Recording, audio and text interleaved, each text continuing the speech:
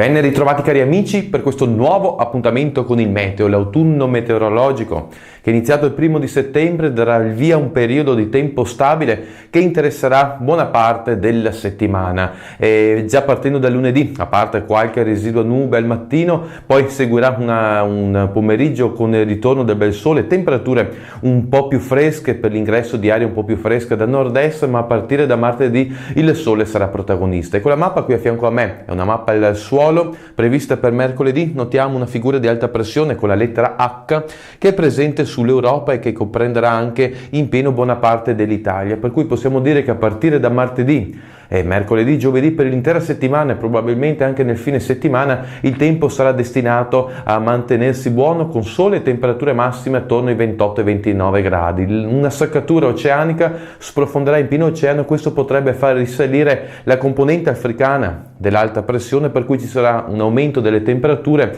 che ad oggi sembra però relegato al sud Italia. Per ora è tutto, ci sentiamo nel prossimo appuntamento.